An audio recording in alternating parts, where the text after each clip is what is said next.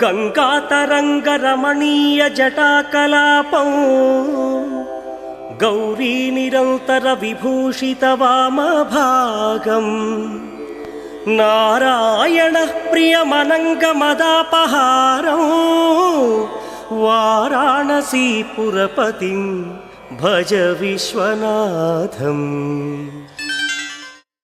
सेवा की इच्छा रखता है, मुझे भगवान की सेवा मिलती रहे, भगवान का प्रेम मिलता रहे, बस और कुछ नहीं चाहता। तो ऐसा शुद्ध भक्त है तो भक्त निष्काम भक्त कहलाता है। तो ऐसे शुद्ध निष्काम भक्त की भक्ति के मैं अधीन हो जाता हूँ, उसके वश में हो जाता हूँ।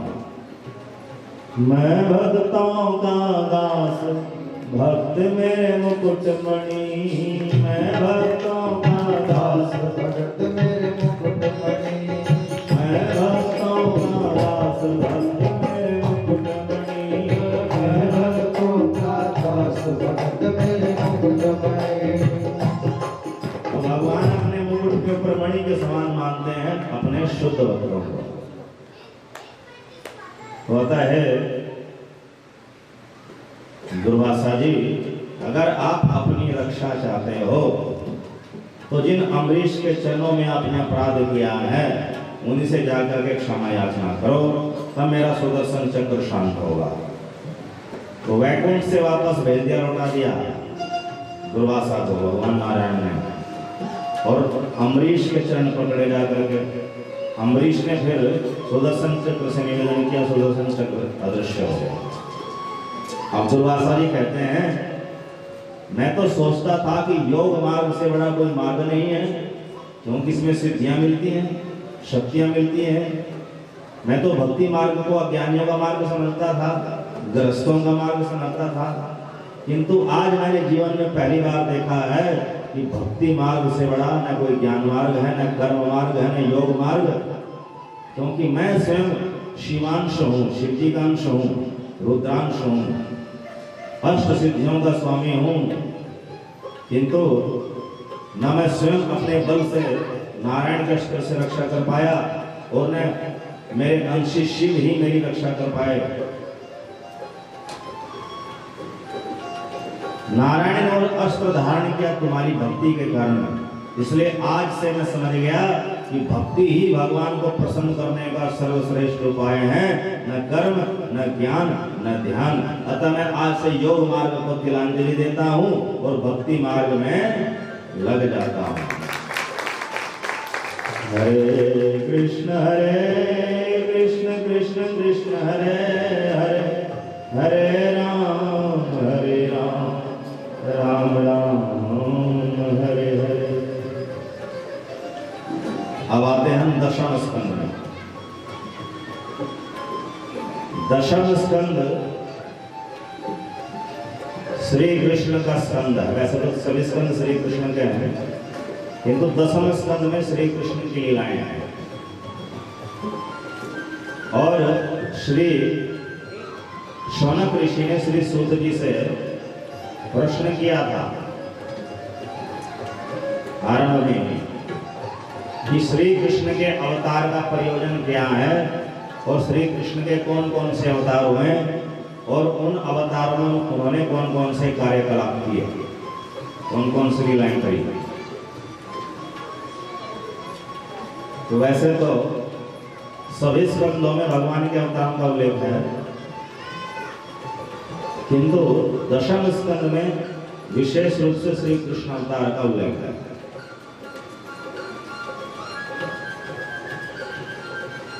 सबसे पहले अवतार शब्द का अर्थ समझना होगा।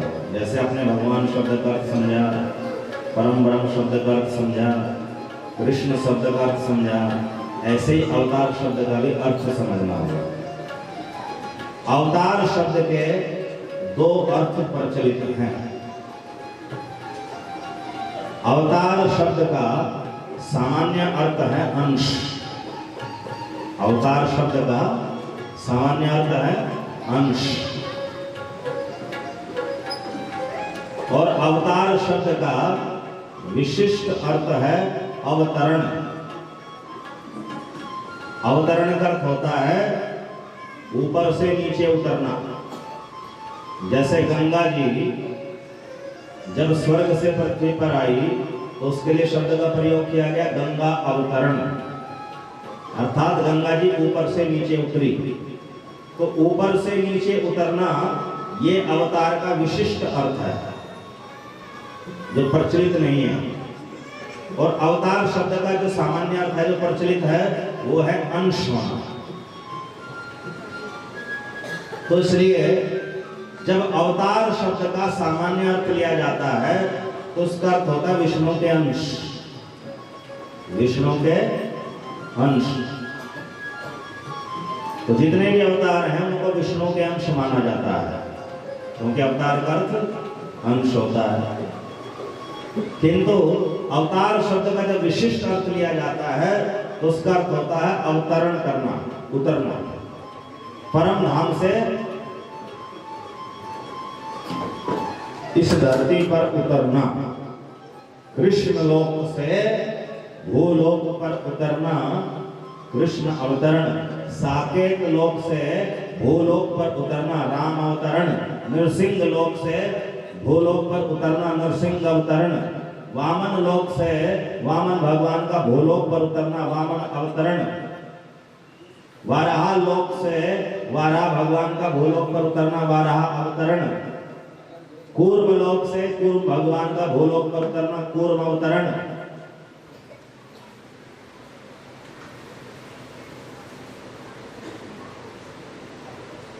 किंतु ये अवतरण शब्द जो है ये केवल लीला अवतार के लिए प्रयोग होता है।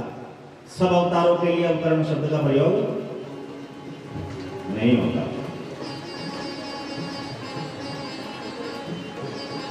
मुख्य रूप से लीला अवतार के लिए ही अवतरण शब्द का प्रयोग होता है। पुरुषावतार और गुणावतार के लिए प्रायः अवतरण शब्द का प्रयोग होता है। अवतरण शब्द की, अवतार शब्द की जो परिभाषा है वो श्री चैतन्य चरितामृत ग्रंथ में की गई है। सृष्टि हेतु ऐ मूर्ति, सृष्टि हेतु ऐ मूर्ति, परपंच अवतरे, से ईश्वर मूर्ति अवतार नाम धरे।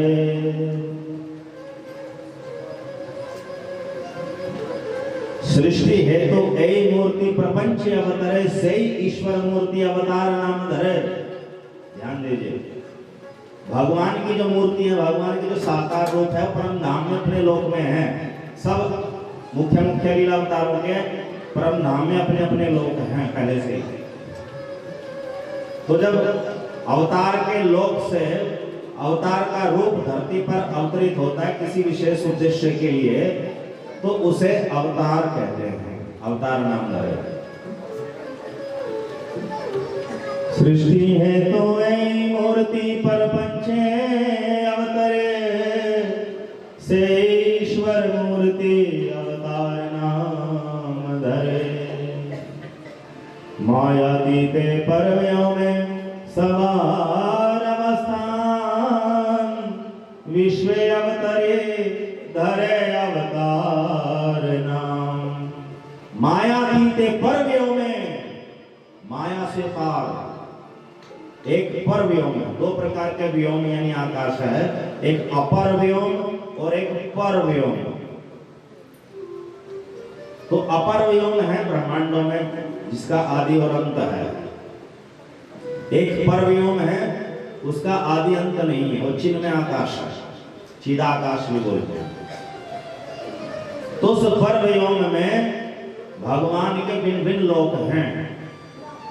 मायातीते परव्यों में सवार अवस्थान, तो उन दिव्य लोकों में, वैकुंठ लोकों में भगवान के रूप पहले से सदा से विराजमान है, अनादिकाल से। विश्व अवतरी धरे अवतार नाम। तो जब वो अपने परम धाम से इस धरती पर अवतरी उतरते हैं तो धरे अवतार नाम, तब वो अवतार नाम से जाने जाते हैं, कृष्णावतार। जब कृष्ण लोक से श्री कृष्ण भूलोक पर आते हैं तो उसको कृष्णावतार कहा जाता है। जब श्री राम लोक से श्री राम भूलोक पर आते हैं तो उसे राम अवतार कहा जाता है। नरसिंह लोक से नरसिंह भगवान भूलोक पर आते हैं तो उसे नरसिंह अवतार कहा जाता है। वाराह लोक से वाराह भगवान भूलोक पर आते हैं तो उसे वाराह अवतार कहा जाता है। इस प्रकार वो अवतार कहलाते हैं। किंतु अवतार शब्द का ये विशिष्ट अर्थ सब अवतारों पर नहीं लगता। ये मुख्य रूप से लीला अवतार पर लगता है, पुरुषावतार पर भी लगता है और गुणावतार पर भी लगता है। मनवंतरावतार, युगावतार और आवेश अवतार पर यह अर्थ लागू नहीं होता। वहां पर अवतार का अर्थ लागू होता है अंश। अवतार का एक दूसरा अर्थ है अंश होना। हरे कृष्ण कृष्ण कृष्ण हरे हरे, हरे राम राम राम हरे हरे। भागवत में भगवान के 6 प्रकार के अवतार बताए गए।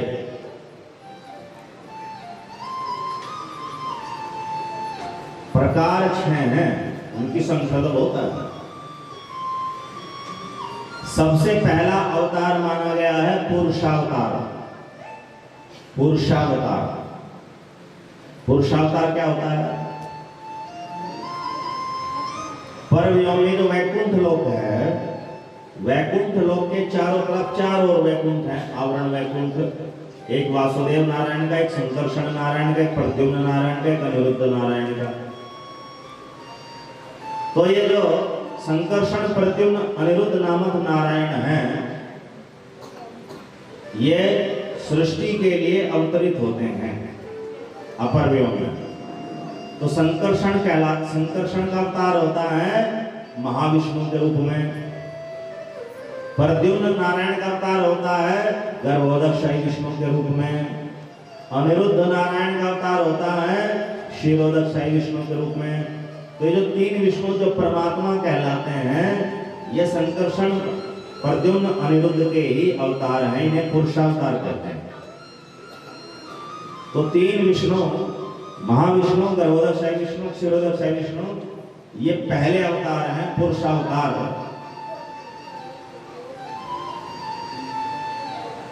और ये पुरुषावतार, पुरुष का परमात्मा भी एक प्रकार का अवतार है। परमात्मा किसका अवतार है? भगवान का। भगवान कौन है? नारायण है। तो भगवान नारायण के अवतार हैं परमात्मा, महाविष्णु, गर्भोदकशाही विष्णु, क्षीरोदकशाही विष्णु, पुरुषावतार। दूसरा अवतार कहलाता है गुणावतार। गुणावतार क्या है? माया के 3 गुण है, सतोगुण, रजोगुण, तमोगुण। अब सतोगुण के द्वारा होता है पालन, रजोगुण के द्वारा होती है सृष्टि उत्पत्ति, तमोगुण के द्वारा होता है संहार। अब इन 3 गुणों का संचालन करने के लिए भगवान जो परमात्मा, जो गर्भोदकशाही विष्णु हैं, वो 3 रूप धारण कर लेते हैं। ब्रह्मा जी का, क्षीरोदकशाही विष्णु का, जो अनिरुद्ध के लिए अवतार माने गए, और शिव जी का। तो उसमें जो विष्णु हैं वे तो साक्षात परमात्मा ही कहलाते हैं, किंतु ब्रह्मा और शिव जी ये कभी कभी परमात्मा अवतार होते हैं, कभी कभी जीव संन्यास आश्रम तक जाता है। तो ऐसे जीव को योग्य समझ करके गर्भोदकशाही विष्णु इस ब्रह्मांड की समाप्ति के पश्चात अगले ब्रह्मांड के लिए, ब्रह्मा के पद के लिए चुन लेते हैं और अपनी नाभि से जन्म देते हैं।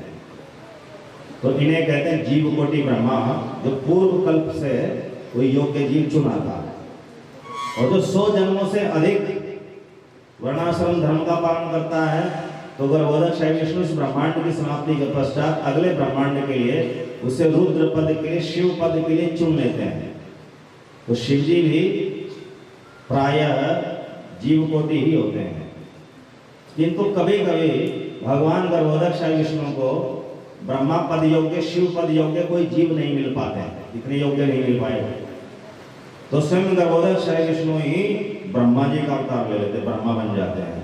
स्वयं गर्भोदक श्री विष्णु ही शिव जी बन जाते हैं। तो ऐसे ब्रह्मा और शिव जी कहलाते हैं ईश्वर कोटि, वो परमात्मा के समान होते हैं। हरे कृष्ण कृष्ण कृष्ण हरे हरे, हरे राम राम राम हरे हरे। तो ये जब ब्रह्मा विष्णु महेश तीनों ही परमात्मा कोटि हो, ईश्वर कोटि हो, तो तब इन्हें कहा जाता है गुणावतार। ये रजगुण स्तमगुण सतगुण को नियंत्रित करके सृजन पालन संहार करते हैं। तो ये गुणावतार किसके हैं? गर्भोदक श्री विष्णु के। तीसरे अवतार हैं लीलावतार। लीलावतार किसे कहते हैं? जो अपने परम धाम में भी अपने लोक में होते हैं और इस धरती पर भी उसी रूप में अवतरित हो जाते हैं, एजिटेट उतर जाते हैं, परम धाम से नीचे आ जाते हैं, उन्हें लीलावतार कहा जाता है। तो लीलावतार कोई कार्य विशेष करने के लिए आते हैं, करके फिर अपने लीला धाम में चले जाते हैं। तो जो परम ब्रह्म श्री कृष्ण हैं, ये भी इस धरती पर आते हैं, इसलिए परम ब्रह्म श्री कृष्ण भी लीलावतार में गिने जाते हैं। यदि जो परम ब्रह्म है, सब अवतारों के मूल होने पर भी वो लीलावतार कहे जाते हैं। अब परम ब्रह्म श्री कृष्ण को लीलावतार क्यों लेना पड़ता है?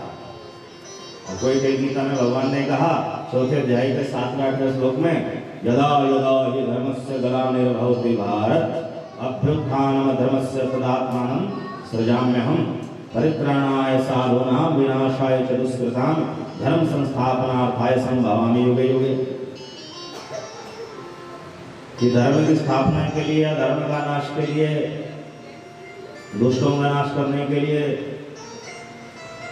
साधु संतों का उद्धार करने के लिए अब भगवान कहते हैं मैं आता हूं।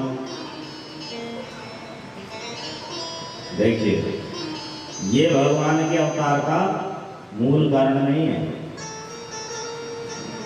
ये कार्य तो भगवान के दूसरे अवतार भी कर सकते हैं। स्वयं परम ब्रह्म श्री कृष्ण को धरती पर आने की क्या जरूरत है?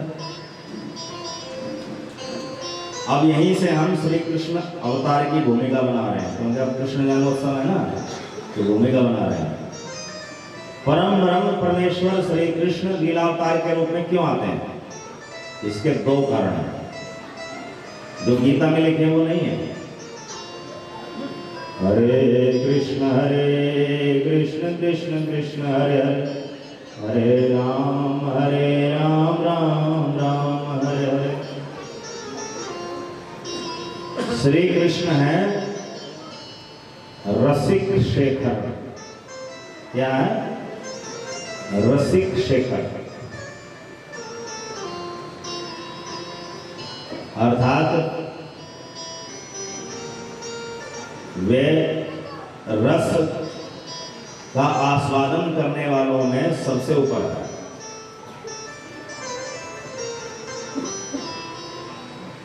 रस का अर्थ होता है आनंद। भगवान में दो प्रकार का आनंद होता है, पहला स्वरूपानंद और दूसरा स्वरूप शक्ति आनंद। ध्यान दीजिए, स्वरूप आनंद तो भगवान सच्चिदानंद स्वरूप है, तो उनका जो उनमें अनंत आनंद है वो स्वरूप आनंद कहलाता है। दूसरा आनंद होता है स्वरूप शक्ति आनंद। भगवान में एक स्वरूप शक्ति है, अंतरंग शक्ति, तो संजनी सुमित हालात नाम से जानी जाती है तीन रूपों में। तो जो स्वरूप शक्ति है, उस स्वरूप शक्ति को भगवान श्री कृष्ण या भगवान नारायण अपने परिकर के रूप में प्रकट करते हैं, अपने भक्त के रूप में प्रकट करते हैं। और वे भक्त कृष्ण लोक में मुख्य रूप से 4 तरह के होते हैं, दास, सखा, वत्सल माता पिता रूप में, मधुर प्रेयसी रूप में। तो भगवान श्री कृष्ण अपनी स्वरूप शक्ति को 4 तरह के अपने नित्य सिद्ध भक्तों में प्रकट कर देते हैं। दास रूप में, जैसे रक्त पत्रक श्री कृष्ण के दास है गोलोक में। सखा रूप में, जैसे श्री राम मधुमंगल आदि सखा श्री कृष्ण के गोलोक में सदा से हैं। नंद यशोदा के रूप में, जो वात्सल्य कोटि के हैं। श्री राधा गोपियों के रूप में, जो मधुर रस के परिकरों में सदा से हैं। अब ये जो भगवान के 4 प्रकार के भक्त हैं, ये भक्त उनकी स्वरूप शक्ति के अंश हैं। तो जब ये भगवान श्री कृष्ण की प्रेम से सेवा करते हैं, तो भगवान श्री कृष्ण को उस सेवा से एक विशेष प्रकार का आनंद मिलता है, उसे कहते हैं स्वरूप शक्त्यानंद। तो ये स्वरूप शक्त्यानंद अपने स्वरूपानंद से भी अधिक आकर्षक है उनके लिए। एक तो स्वयं सच्चिदानंद स्वरूप है, तो जब वो खुद ही आनंद कंद है तो प्रेकर क्यों प्रकट किए? क्योंकि जो स्वरूपानंद है, उस स्वरूपानंद में वैचित्री नहीं है, वैरायटी नहीं है। वो ऐसा जैसे मिश्री का स्वाद। और जो स्वरूप शक्त्यानंद है, जो स्वरूप शक्ति से परिकर प्रकट किए उनकी सेवा करते हैं, भक्ति करते हैं, उससे उनको विशेष आनंद मिलता है। वो 4 प्रकार की वैरायटी हो गई, दास्य रस, सख्य रस, वात्सल्य रस, मधुर रस। वो ऐसे वैरायटी हो गई जैसे मिश्री से 4 प्रकार की मिठाई बना दी, गुलाब जामुन, रसगुल्ला, जलेबी और कुछ और घेवर वगैरह कुछ कलाकंद बनाते हैं। तो अब ये 4 प्रकार की जो मिठाई है, इसमें भी मिश्रियाँ नहीं चीनी है और मिश्री भी मिठाइयाँ नहीं चीनी है। तो मिश्री में वैचित्री नहीं है, वैरायटी नहीं है, और इन 4 प्रकार की मिठाई में वैरायटी आ गई, तो वो ज़्यादा अच्छी लगेगी। इसी प्रकार श्री कृष्ण में 2 प्रकार के आनंद है, एक स्वरूपानंद, एक स्वरूप शक्त्यानंद। तो स्वरूपानंद तो उनके स्वरूप में है ही, तो उससे उनकी तृप्ति नहीं होती, तो वो वैरायटी बनाते हैं आनंद की, जो 4 प्रकार के भक्तों के रूप में प्रकट होते हैं, दास, सखा, वात्सल्य, मधुर। तो ये 4 प्रकार के भक्त स्वरूप शक्ति के अंश हैं, जीवात्मा नहीं हम जैसे। वो भी भगवान की तरह सच्चिदानंद रूप है, अजर अमर अजन्मा अविनाशी है। तो वे जब श्री कृष्ण की सेवा करते हैं तो उनसे उनको विशेष आनंद की तृप्ति होती है, उसे स्वरूप शक्ति आनंद कहते हैं। तो इन्हीं स्वरूप शक्ति के अंश रूप जो परिकर है भगवान के 4 प्रकार के, इन्हीं की कृपा जब किसी जीव पर हो जाती है संसार में, तो फिर वो भी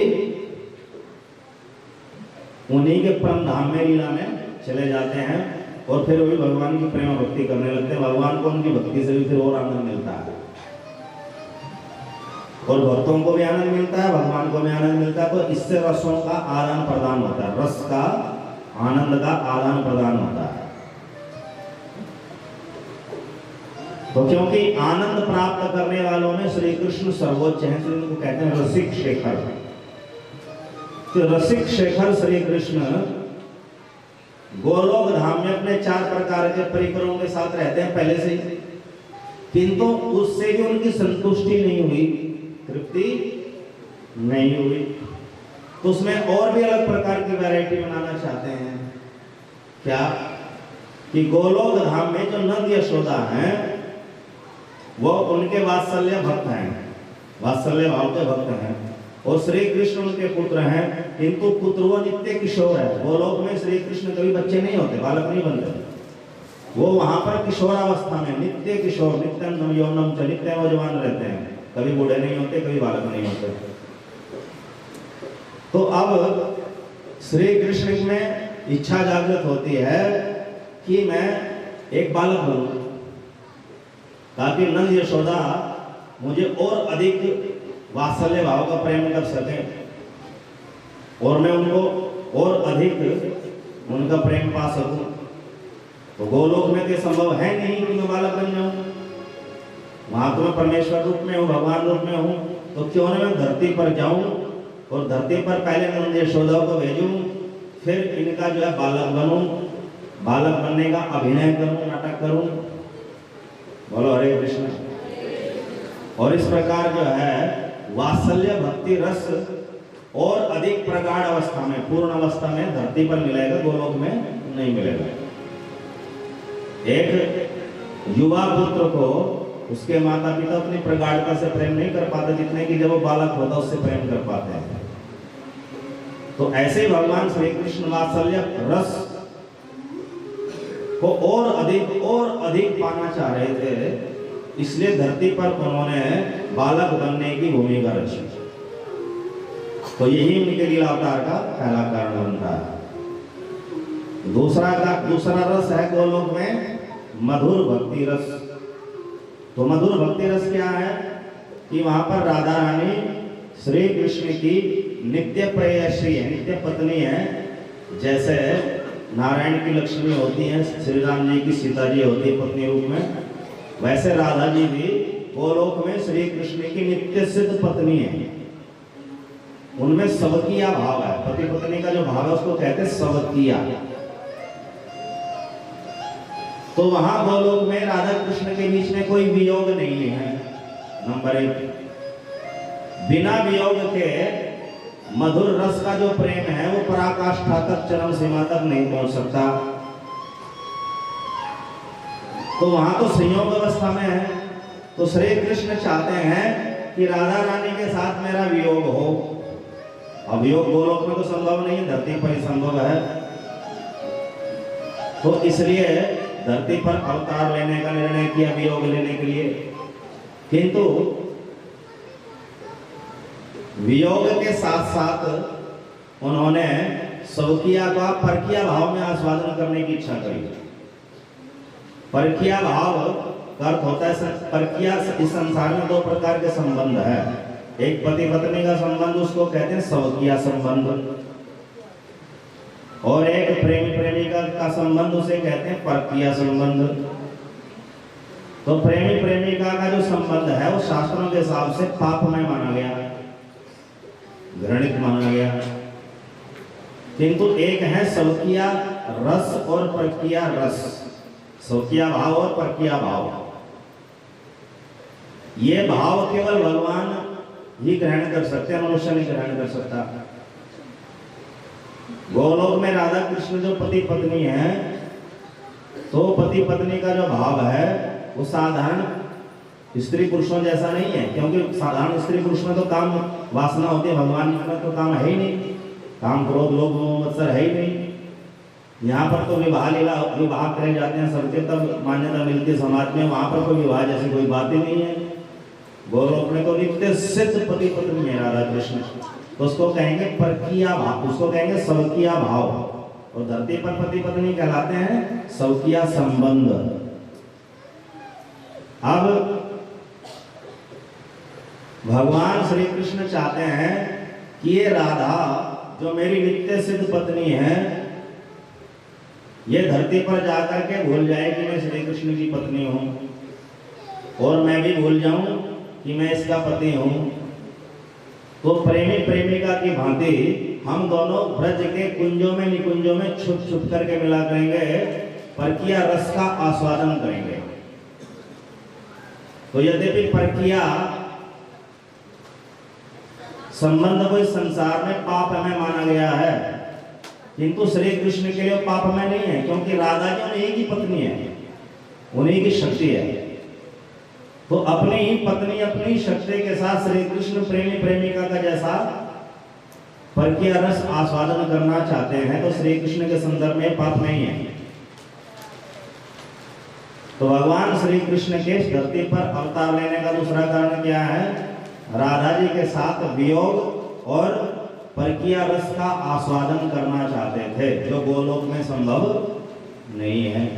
तो गोलोक जो श्री कृष्ण का परम धाम है, जहाँ वो सदा सर्वदा रहते हैं, वहां पर राधा रानी और श्री कृष्ण प्रेमी प्रेमिका के रूप में रह ही नहीं सकते। क्योंकि सबको पता है कि पति पत्नी है। तो यहाँ पर धरती पर आकर के वो प्रेमी प्रेमिका की तरह जो है अभिनय करना चाहते हैं और बीच में वियोग चाहते हैं, वियोग।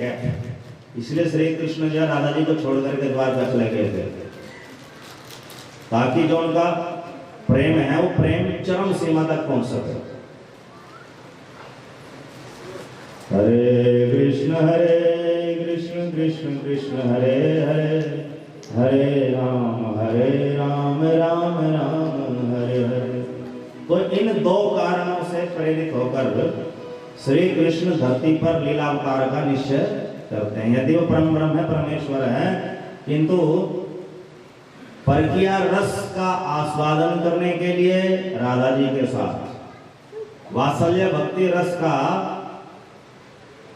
सुष्ठु रूप में और अधिक ठोस रूप में आस्वादन करने के लिए नंद यशोदा के साथ वे धरती पर अवतरित होते हैं।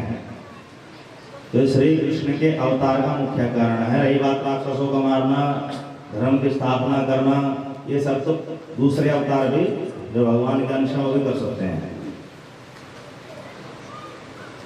तो श्री कृष्ण एक लीला अवतार हैं जो गोलोक से धरती पर आते हैं। राम जी एक लीला अवतार है जो साकेत से धरती पर आते हैं। नरसिंह भगवान एक लीला अवतार हैं जो नरसिंह लोक से धरती पर आते हैं। बारह भगवान एक लीला अवतार है जो बारह लोक से धरती पर आते हैं। कुर्म भगवान एक लीला अवतार हैं जो कुर्म लोक से धरती पर आते हैं। मत्स्य भगवान एक लीला अवतार हैं जो मत्स्य लोक से धरती पर आते हैं।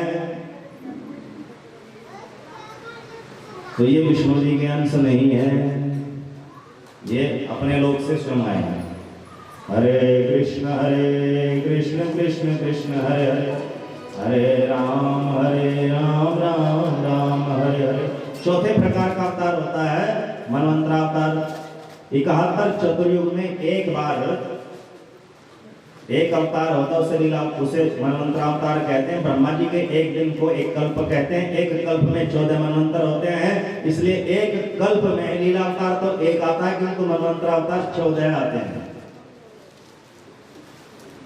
तो 14 मनवंतरावतार होते हैं, जिनमें से जैसे अजित जो सागर मंथन के समय देवताओं के साथ मिलकर के मंथन करवाया था, अजित भगवान। और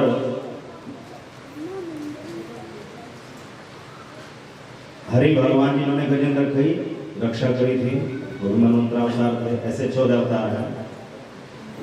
युगावतार सतयुग, त्रेता, द्वापर, कलयुग, 4 युग होते हैं। हर एक युग का एक धर्म है ध्यान।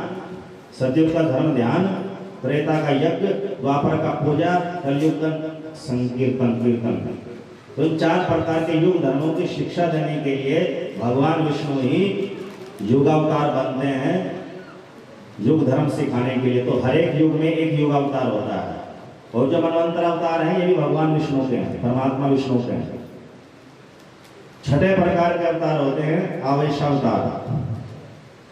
आवेश अर्थात भगवान किसी जीव में प्रवेश कर जाए, या तो अपनी शक्ति के साथ या स्वयं ही प्रवेश कर जाए किसी जीव के शरीर में, तो उसे आवेशावतार कहते हैं। आवेशावतार के 2 तरह के हैं, शक्त्यावेश, एक भगवत आवेश। जहां तक भगवत आवेश की बात है तो भागवत में ऋषभ देव और कपिल भगवान के जो अवतार हैं ये भगवत आवेश हैं। इनमें भगवान विष्णु प्रवेश कर गए, भगवान विष्णु के शरीर में प्रवेश करके बोलते थे। और भागवत में बहुत सारे ऐसे अवतारों का वर्णन है जिनमें भगवान की कोई शक्ति विशेष प्रवेश कर गई, उसे शक्त्यावेश अवतार कहते हैं। जैसे नारद जी में भक्ति की शक्ति का आवेश, 4 कुमारों में ज्ञान शक्ति का आवेश, पृथु जी में राज शक्ति का आवेश, धन्वंतरी भगवान में आयुर्वेद की शक्ति का आवेश, और इसी प्रकार भागवत में बहुत सारे आवेशावतारों का वर्णन है। दत्तात्रेय में वैराग्य शक्ति का आवेश, शेषनाग है अनंत शेष आधार शक्ति का आवेश, गरुड़ जी में भी आधार शक्ति का आवेश है, तो फिर तो भगवान का बोझ उठा लेते हैं। तो सब भगवान के शक्त्यावेश अवतार है। तो 6 प्रकार के कुल अवतार होते हैं। पुरुषावतार, पुरुषावतार, गुणावतार, लीलावतार, मनमंत्रावतार, योगावतार, आवेशावतार। अभी इनकी संख्या तो बहुत सारी है, मैंने तो इनके प्रकार बताया। तो इन लीलावतारों में से जो एक है वो कृष्ण अवतार भी है। यद्यपि कृष्ण परम ब्रह्म है, सब अवतारों के मूल है, किंतु वो लीलावतार भी है। और उनके लीलावतार का मुख्य 2 कारण है। वात्सल्य भक्ति रस और मधुर भक्ति रस का पराकाष्ठा तक, चरम सीमा तक आस्वादन करना चाहते हैं, क्योंकि वो रसिक शेखर है। तो यह है कृष्ण अवतार की भूमिका। और अब कृष्ण अवतार की लीला का वर्णन करेंगे। हरे कृष्ण कृष्ण कृष्ण हरे हरे, हरे राम राम राम हरे हरे। इस समय हम जिस लोक में हैं इसे कहते हैं भूलोक। इसके ऊपर अंतरिक्ष भुवरलोक, उसके ऊपर स्वर्गलोक, फिर महरलोक, जनलोक, तपलोक, ब्रह्मलोक। ब्रह्मलोक तक ब्रह्मांड है। उसके पर सिद्ध लोक, वहां पर मोक्ष प्राप्त, साहित्य मोक्ष प्राप्त जीव जाते हैं। उसके ऊपर सदाशिव लोक, सदाशिव जो अजर अमर शिव है उनका लोक सदाशिव लोक। उसके ऊपर वैकुंठ लोक, लक्ष्मी नारायण का लोक। उसके ऊपर साकेत लोक, सीताराम का लोक। उसके ऊपर कृष्ण लोक। तो जो कृष्ण लोक है, इस कृष्ण लोक के की आकृति जो कमल जैसी है, इसका जो बाहरी भाग है वो द्वारका कहलाता है। केंद्र में गोलोक वृंदावन है। गोलोक वृंदावन और द्वारका के बीचों बीच उसको मथुरा कहते हैं। तो एक ही कृष्ण लोक 3 प्रकार का है, द्वारका लोक, मथुरा लोक, गोलोक वृंदावन। तो मथुरा लोक और द्वारका लोक में श्री कृष्ण रहते हैं क्षत्रिय वेश में, एक राजा की तरह। उनकी जो हलादनी शक्ति है वो वहां कहलाती है रुक्मिणी जी। उनके जो वहां पर वात्सल्य रस के परिकर हैं, माता पिता रूप में, वो कहलाते हैं देवकी वसुदेव। तो मथुरा द्वारका में श्री कृष्ण के माता पिता की भूमिका में कौन है? देवकी वसुदेव। पत्नी की भूमिका में रुक्मिणी जी हैं। अब जो बीच वाला है गोलोक वृंदावन, केंद्र वाला, गोलोक वृंदावन में श्री कृष्ण रहते हैं गोप वेश में, ग्वाले की तरह। उनकी हलादनी शक्ति, उनकी नित्य सिद्ध पत्नी वहां रहती है राधा जी के रूप में। तो राधा जी के जो अंश हैं वो गोपियां कहलाती हैं, जो 100 करोड़ है। और रुक्मिणी के जो अंश हैं वो महिषा कहलाती हैं, जो 16,107 हैं। उनमें रुक्मिणी 108 हुई है। ये सब हलादनी शक्ति के विस्तार हैं। तो सदा से श्री कृष्ण 2 रूपों में कृष्ण लोक में है। गोलोक में एक गोप की तरह है और मथुरा द्वारका में क्षत्रिय की तरह। महाराधा जी हैं गोलोक में, मथुरा द्वारका में। कृष्ण लोक की बात कर रहा हूं, धरती की नहीं। वहां पर रुक्मिणी जी हैं। तो गोलोक में श्री कृष्ण के जो वात्सल्य भक्ति रस के परिकर हैं, जो उनकी स्वरूप शक्ति से प्रकट हुए, वह है नंद यशोदा। उनके सब सखा भी वहीं पर है पहले से, श्री दामोदर मंगल आदि। उनके रक्तक पत्रक दास भी वहीं पर है। अब श्री कृष्ण का अवतार धरती पर जो होता है वो होता है वैवस्वत मनवंतर के 28वें द्वापर के अंत में। और अब कौन सा चल रहा है? वैवस्वत मनवंतर का 28वां कलयुग। इससे ठीक पहले जो द्वापर युग था वो 28वां द्वापर था, उसके अंत में श्री कृष्ण का अवतार हुआ। किंतु अपने अवतार से पहले, अवतार मतलब गोलोक से भूलोक पर उतरना, अपने अवतार से पहले श्री कृष्ण अपने माता पिता रूपी जो परिकर हैं उनका अंश भेज देते हैं। ध्यान दीजिए, देवकी वसुदेव का अंश प्रजापति के रूप में भेजा, सुतपा प्रजापति और कृष्णी देवी के रूप में।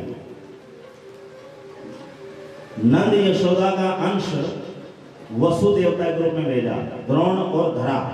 द्रोण नामक वसु और धरा उनकी पत्नी।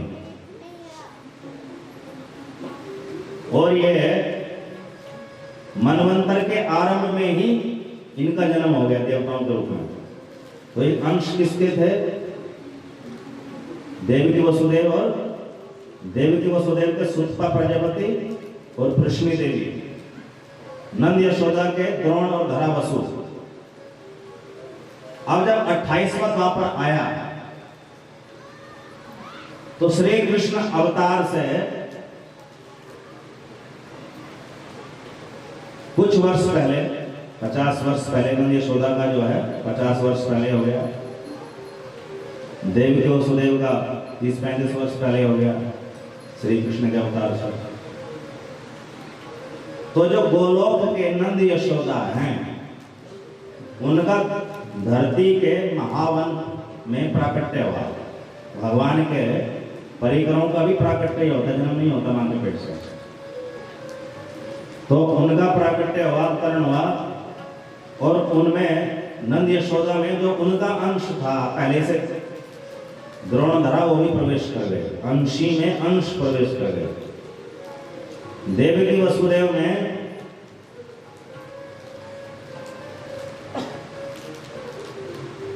सुतपा प्रजापति और कृष्ण देवी जो अंश थे वो प्रवेश कर गए।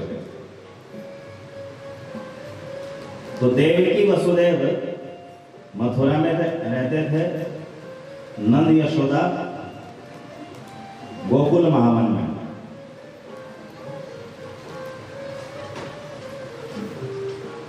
कंस ने अपनी चचेरी बहन देवकी का विवाह वसुदेव से किया और स्वयं ही उसकी ससुराल तक छोड़ने के लिए उसका रथ हाँकते हुए चला। देवताओं ने देखा कि अगर ये कंस भगवान की होने वाली माता किस प्रकार सेवा करेगा तो भगवान इसका वध कैसे करेंगे, तो हम देवताओं का शत्रु है, इसलिए इसको अवगत करा देते हैं। तो देवताओं ने आकाशवाणी कर दी, अरे मूर्ख कंस, तुम जिस अपनी चचेरी बहन देवकी को इतने लाड़ प्यार से इसकी ससुराल तक छोड़ने जा रहे हो, इसी का 8वां पुत्र तुम्हारा काल बनेगा। और कंस ने सोचा यदि मैं देवकी को ही मार दूं तो 8वां पुत्र कहां से आएगा, तो देवकी को मारने चला। वास्तव में देवी के उस दिन मर नहीं सकते, वो परिकर हैं, सच्चिदानंद रूप, प्रतीत ऐसे हो रहे जैसे मनुष्य। वसुदेव जी ने उनको समझा बुझाया कि मैं इसके हर एक बालक को तुम्हें ला करके दे दूंगा। वसुदेव जी सत्यवादी थे तो कंस को विश्वास हो गया। किंतु देवकी वसुदेव को उन्हीं के घर में नजरबंद कर दिया, गृहबंदी बना दिया, सेना छोड़ दी अपनी। हरे कृष्ण कृष्ण कृष्ण हरे हरे, हरे राम राम राम हरे हरे। अब समय आने पर 1 वर्ष पश्चात लगभग माता देवकी ने प्रथम पुत्र को जन्म दिया। वसुदेव जिसको लेकर के कंस के पास गए, कंस ने दयावश वापस भेज दिया कि मुझे तो 8 पैसे भाई है, पहले से नहीं। तो वहां पर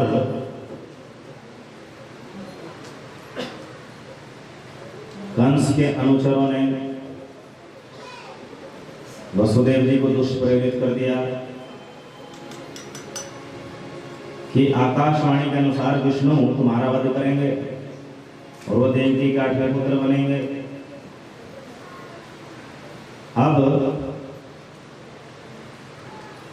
विष्णु को छलिया है, कोई भी छल कर सकते हैं, वो पहला बालक बन के तो आ सकते हैं। 8 दल वाला कमल दिखाया है। बताओ उसमें पहला कौन सा, 8वां कौन सा? सारे पहले हैं, सारे 8 में। तो कंस को समझ आ गया, वसुदेव जी को वापस बुला करके वसुदेव जी के पहले पुत्र को पटक करके मार दिया। और अब तो देवकी वसुदेव को अपने कारागार में बंदी बना लिया और उनके एक एक करके 5 पुत्र और मार दिए। 7वीं बार माता देवकी के गर्भ में भगवान श्री कृष्ण के अग्रज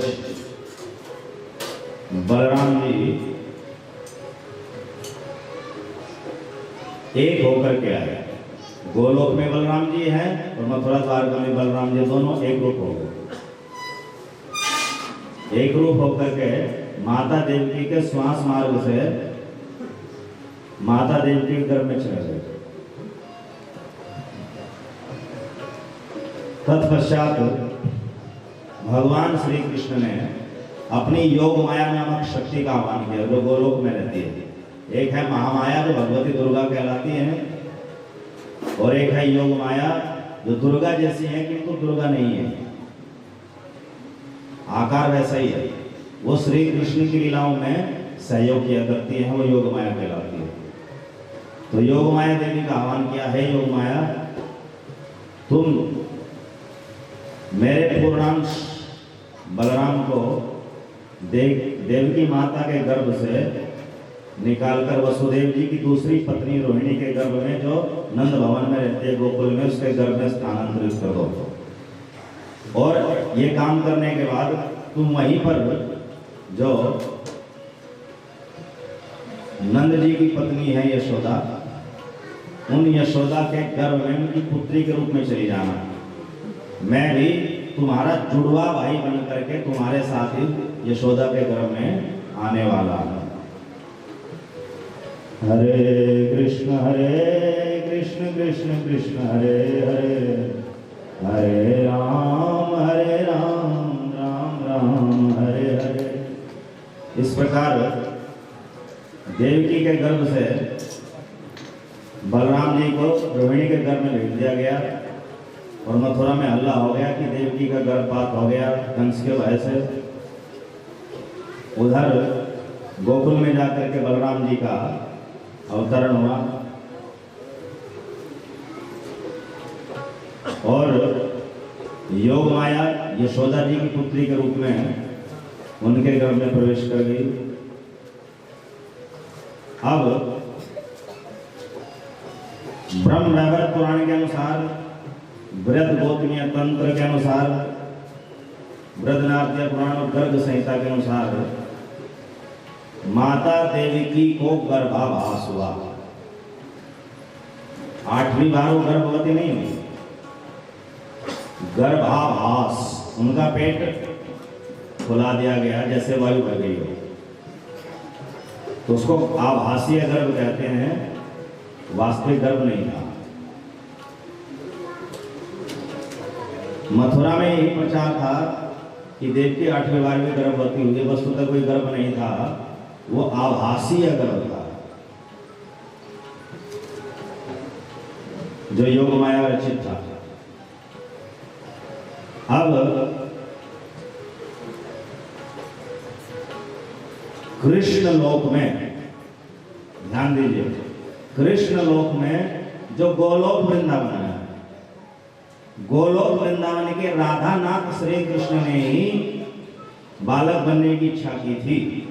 मथुरा द्वारका के क्षत्रिय रूपधारी श्री कृष्ण ने बालक बनने की इच्छा नहीं की थी। तो गोलोकनाथ श्री कृष्ण, राधानाथ श्री कृष्ण वही गोलोक से एक बालक बन गए और बालक रूप में गोलोक से अवतरित हुए और भूलोक पर आकर माता यशोदा, नंद जी की पत्नी यशोदा के श्वास मार्ग से उनके गर्भ में चले गए।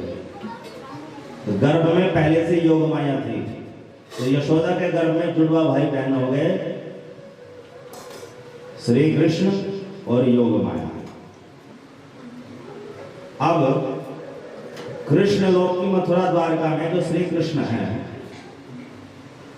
वो दोनों, वो जो रूप है क्षत्रिय वेशधारी रूप, वे श्री कृष्ण जब कृष्ण लोक से नीचे उतरे तो साकेत लोक था, तो श्री राम के भीतर प्रवेश कर गए, क्योंकि श्री कृष्ण अंशी हैं, शेष अंश हैं, तो अंश अंश में प्रवेश कर गए। नरसिंह लोक पे नरसिंह, वराह, वामन जिन अवतारों के लोक के नीचे तक आए, तो सब अवतार श्री कृष्ण में प्रवेश कर गए, नारायण ने प्रवेश नहीं किया। फिर ब्रह्मांड में आए, ब्रह्मांड में क्षीर सागर है, क्षीर सागर से क्षीरोदक साई विष्णु अपने क्षीर सागर को छोड़ करके श्री कृष्ण में प्रवेश कर गए, किंतु गर्भोदक साई विष्णु और महाविष्णु ने प्रवेश नहीं किया। अब क्षीर सागर से जब क्षीरोदक साई विष्णु श्री कृष्ण में प्रवेश कर गए, द्वारकाधीश श्री कृष्ण में, अब ये श्री कृष्ण कंस के कारागार में आए, वसुदेव जी के हृदय में प्रविष्ट हो गए, तो वसुदेव जी का हृदय शरीर आलोकित होने लगा। उसके बाद वहां से अदृश्य होकर के माता देवकी के श्वास मार्ग के साथ उनके गर्भ में चले गए। तो जैसे ही गर्भ में गए तो ब्रह्मा शिव जी आदि देवगण आए और भगवान श्री कृष्ण की गर्भ स्तुति गाई। देवता लोग भगवान की गर्भ स्तुति गा करके चले गए। इसके बाद भाद्रपद मास की कृष्ण पक्ष की अष्टमी तिथि की अर्धरात्रि उपस्थित होती है। एक साथ श्री कृष्ण देवकी माता के गर्भ से पुनः श्वास मार्ग से प्रकट होते हैं, चतुर्भुज रूप धारण करके, पुरुष रूप में, पुरुषाकार में,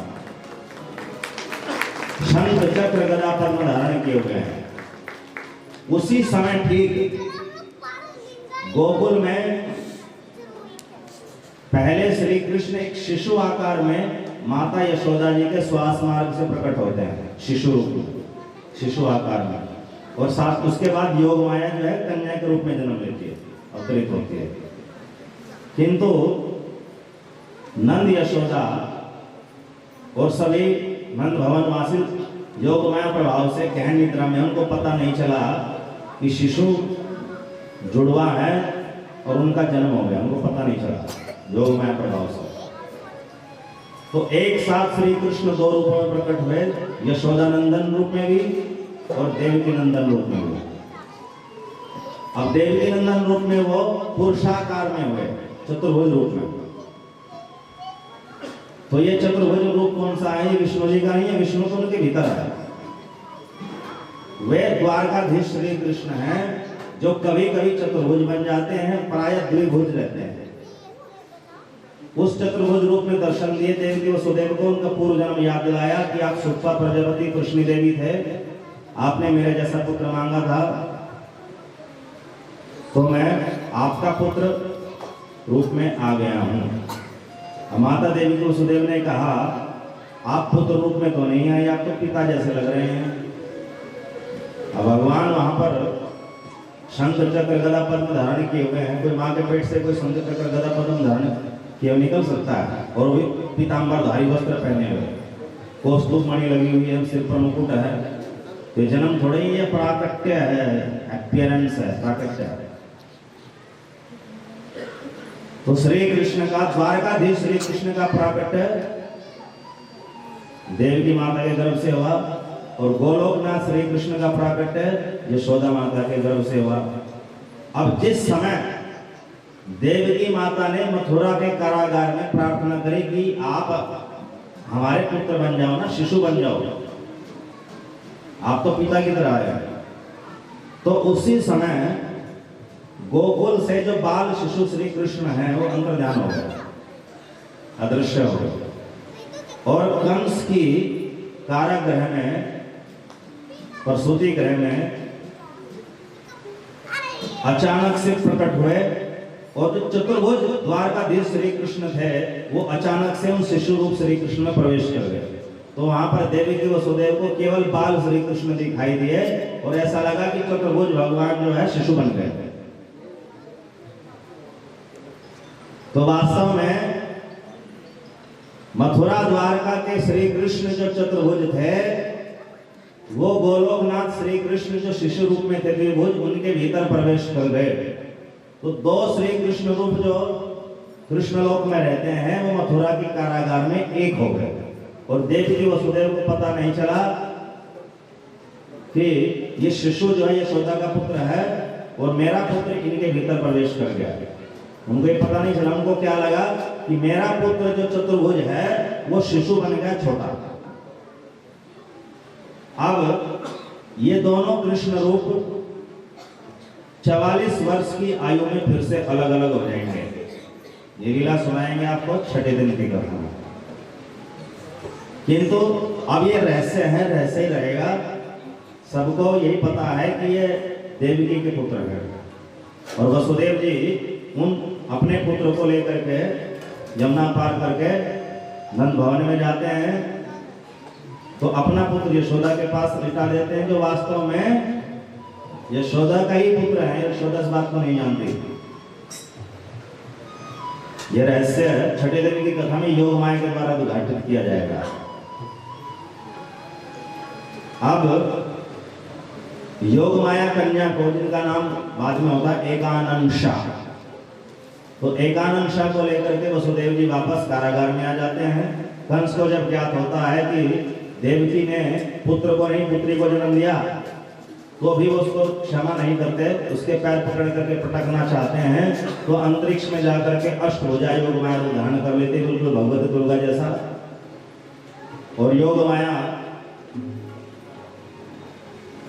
कंस को चेतावनी देती है, हे मूर्ख कंस, तू मुझे क्या मारेगा? तुझे मारने वाला इस संसार में प्रकट हो चुका है। देवी की वसुदेव निर्दोष हैं, इनको छोड़ दे। तो कंस उनसे क्षमा याचना करता है और कारागार से मुक्त कर देता है, दोनों को घर भेज देता है। किंतु तथाकथित टीवी सीरियल्स में गलत दिखाया जाता है। कंस देवी के वसुदेव को मुक्त नहीं करता कारागार से, जबकि भागवत के अनुसार मुक्त कर देता है। हरे कृष्ण कृष्ण कृष्ण हरे हरे, हरे राम राम राम हरे हरे। तो जब श्री कृष्ण को बाद में बुलाते हैं 11 वर्ष की आयु में, उस समय फिर दोनों को बंदी बना लेता दोबारा। किंतु इस समय योग माया के हाथ से छूट जाने के उपरांत दोनों को मुक्त कर देता है। उधर नंद भवन में बाल कृष्ण जो 2 in 1 कृष्ण, देवकी नंदन भी और यशोदा नंदन भी, तो वे सोचते हैं कि मैं अपने परम धाम से आ गया और मेरे आगमन की यहाँ कोई तैयारी भी नहीं दिख रही, कोई मेरा स्वागत भी नहीं कर रहा, किसी को मेरी जानकारी भी नहीं है। चलो अपनी जानकारी दे देता हूँ। राधे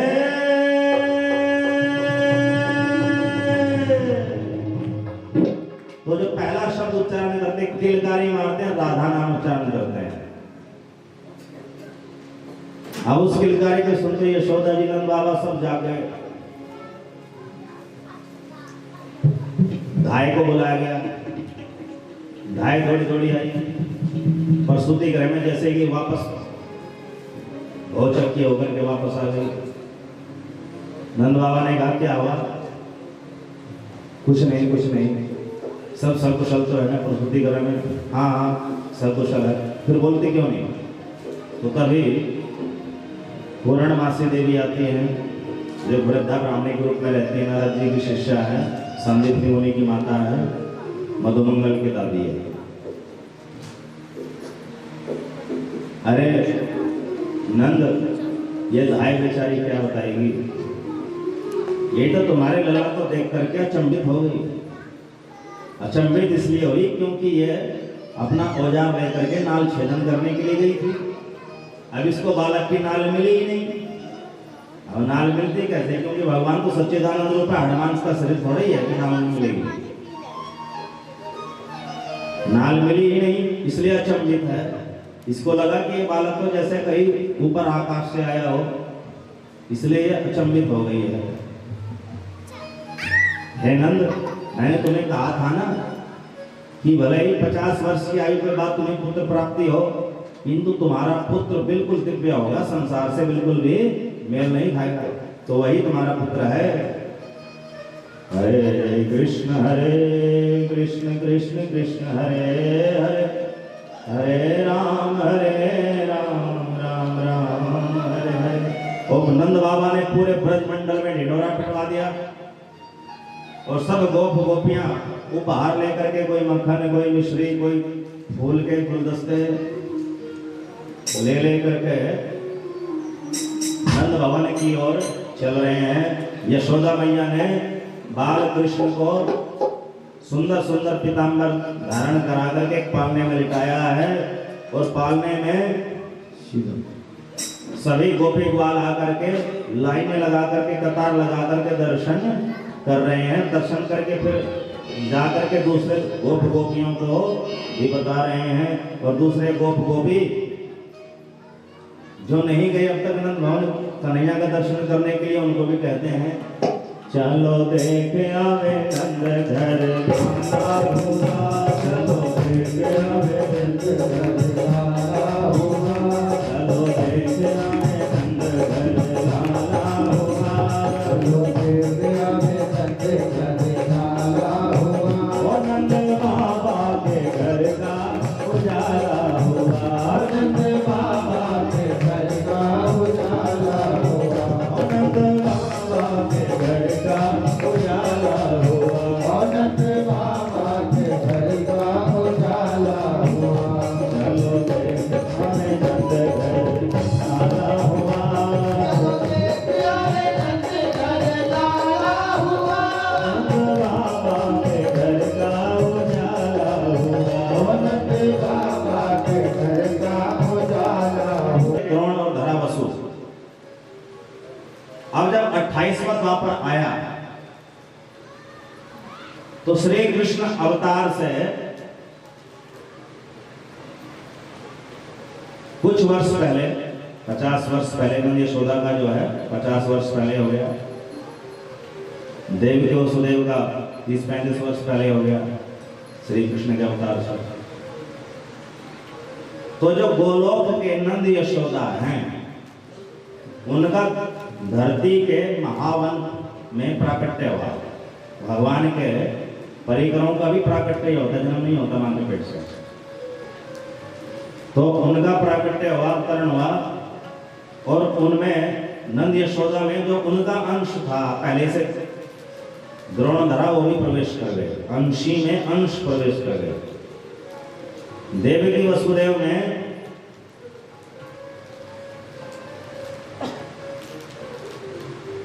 सुतपा प्रजापति और कृष्ण देवी जो अंश थे वो प्रवेश कर गए। तो देवकी वसुदेव मथुरा में रहते थे, नंद यशोदा गोकुल महावन में।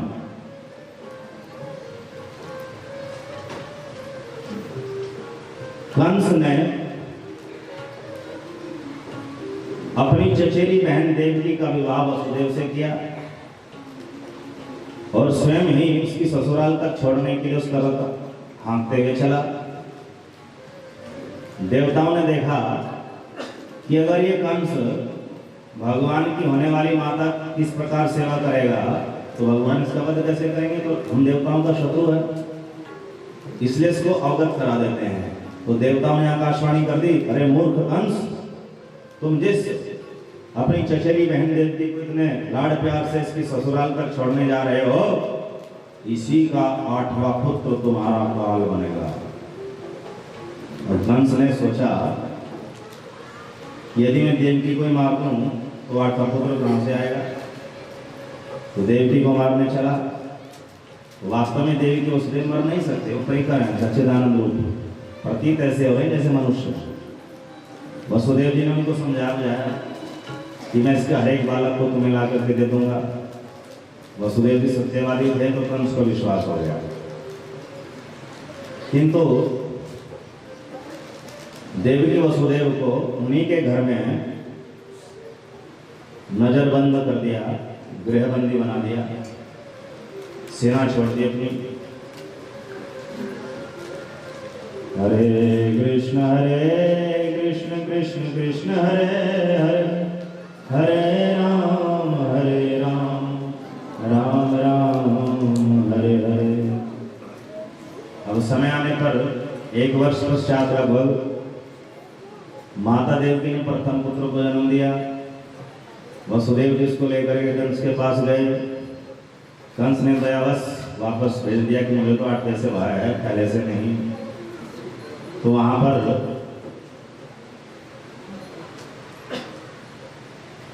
कंस के अनुचरों ने वसुदेव जी को दुष्प्रेरित कर दिया कि आकाशवाणी के अनुसार विष्णु तुम्हारा वध करेंगे और वो देवकी के 8वें पुत्र बनेंगे। अब विष्णु को छलिया है, कोई भी छल कर सकते हैं, वो पहला बालक बन के तो आ सकते हैं। 8 दल वाला कमल दिखाया, बताओ उसमें पहला कौन सा, 8वां कौन सा? तो सारे पहले हैं, सारे 8वें। तो कंस को समझ आ गया, वसुदेव जी को वापस बुला करके वसुदेव जी के पहले पुत्र को पटक करके मार दिया। और अब तो देवकी वसुदेव को अपने कारागार में बंदी बना लिया और उनके एक एक करके 5 पुत्र और मार दिए। 7वीं बार माता देवकी के गर्भ में भगवान श्री कृष्ण के अग्रज बलराम जी एक होकर के आए। गोलोक में बलराम जी हैं और मथुरा द्वारका में बलराम जी, दोनों एक रूप हो गए। एक रूप होकर के माता देवकी के श्वास मार्ग से माता देवकी के गर्भ में चले गए। तत्पश्चात भगवान श्री कृष्ण ने अपनी योग माया नामक शक्ति का आह्वान किया जो गोलोक में रहती है। एक है महामाया जो भगवती दुर्गा कहलाती है, और एक है योग माया जो दुर्गा जैसी है किंतु दुर्गा नहीं है, आकार वैसा ही है। वो श्री कृष्ण की लीलाओं में सहयोग किया करती है, वो योग माया कहलाती है। तो योग माया देवी का आह्वान किया है, योग माया तुम मेरे पूर्णांश बलराम को देवकी माता के गर्भ से निकालकर वसुदेव जी की दूसरी पत्नी रोहिणी के गर्भ में जो नंद भवन में रहते हैं गोकुल में, उसके गर्भ में स्थानांतरित कर दो। और ये काम करने के बाद तुम वहीं पर जो नंद जी की पत्नी है यशोदा, उन यशोदा के गर्भ में उनकी पुत्री के रूप में चली जाना। मैं भी तुम्हारा जुड़वा भाई बन करके तुम्हारे साथ ही यशोदा के गर्भ में आने वाला हूं। हरे कृष्ण कृष्ण कृष्ण हरे हरे, हरे राम राम राम हरे हरे।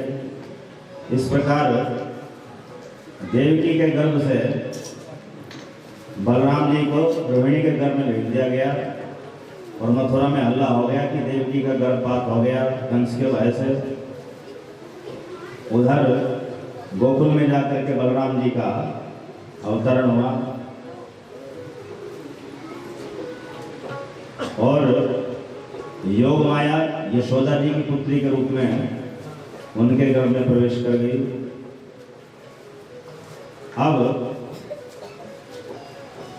ब्रह्म वैवर्त पुराण के अनुसार, व्रत गोपनीय तंत्र के अनुसार, वृद्धनाथ्य पुराण और गर्ग संहिता के अनुसार माता देवकी को गर्भाभास हुआ।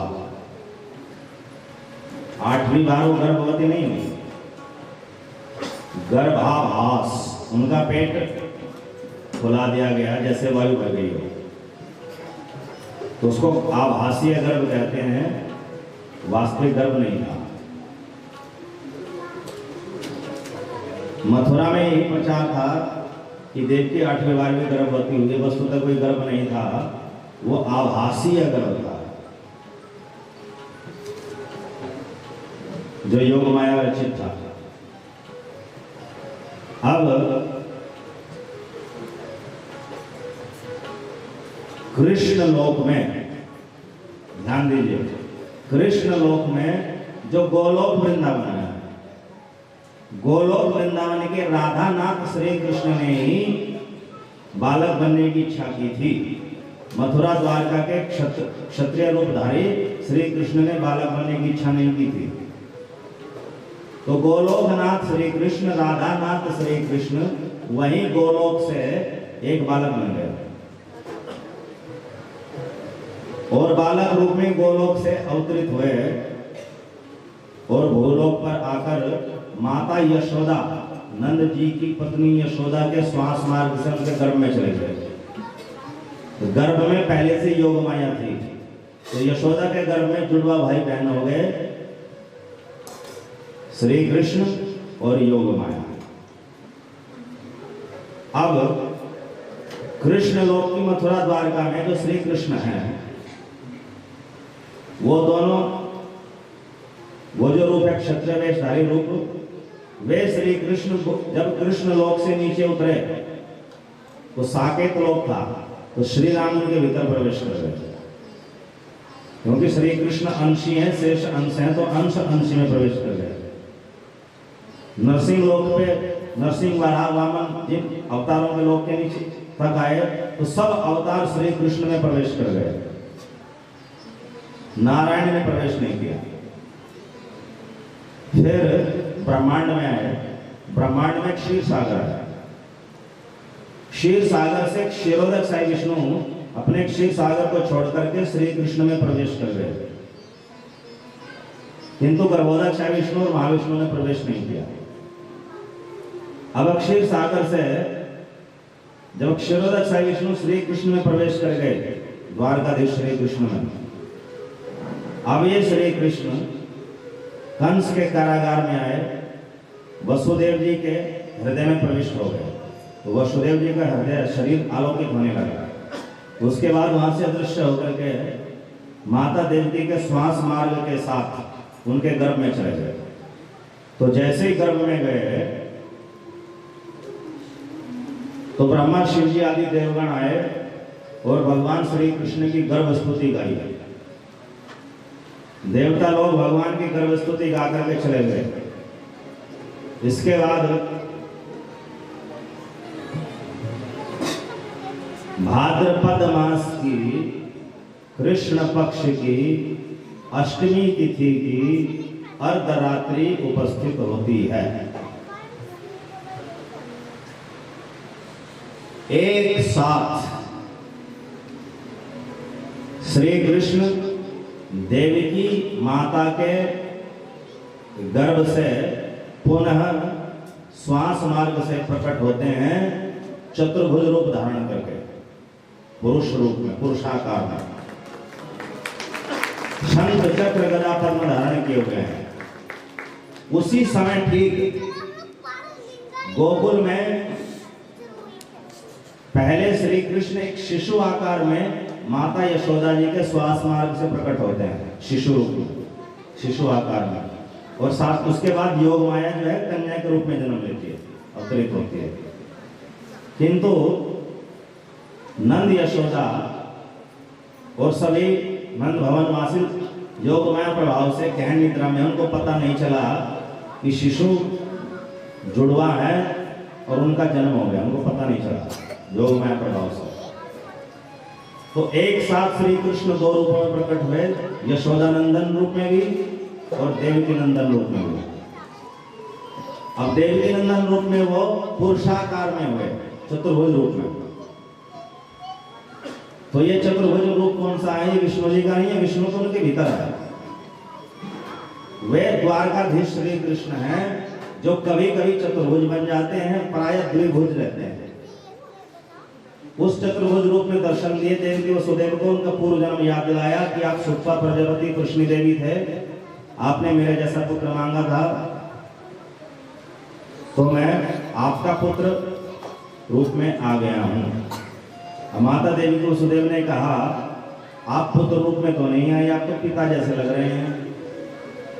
अब भगवान वहां पर शंख चक्र गदा पद्म धारण किए हुए हैं। कोई माँ के पेट से कोई शंख चक्र गदा पद्म धारण किए निकल सकता है, और भी पीताम्बरधारी वस्त्र पहने हुए, कौस्तुभ मणि लगी हुई है, सिर पर मुकुट है। तो जन्म थोड़े ही, ये प्राकट्य है, अपीयरेंस है, प्राकट्य है। तो श्री कृष्ण का, द्वारकाधीश श्री कृष्ण का प्राकट्य देवकी माता के गर्भ से हुआ, और गोलोकनाथ श्री कृष्ण का प्राकट्य यशोदा माता के गर्भ से हुआ। अब जिस समय देवकी माता ने मथुरा के कारागार में प्रार्थना करी कि आप हमारे पुत्र बन जाओ ना, शिशु बन जाओ, आप तो पिता की तरह आए, तो उसी समय गोकुल से जो बाल शिशु श्री कृष्ण है वो अंतर्ध्यान हो गए, अदृश्य हो गए, और कंस की कारागृह में, प्रसूति गृह में अचानक से प्रकट हुए, और जो चतुर्भुज द्वारकाधीश श्री कृष्ण थे वो अचानक से उन शिशु रूप श्री कृष्ण में प्रवेश कर गए। तो वहां पर देवी की वसुदेव को केवल बाल श्री कृष्ण दिखाई दिए, और ऐसा लगा कि चतुर्भुज भगवान जो है शिशु बन गए। तो वास्तव में मथुरा द्वारका के श्री कृष्ण जो चतुर्भुज थे, वो गोलोकनाथ श्री कृष्ण जो शिशु रूप में थे द्विभुज, उनके भीतर प्रवेश कर गए।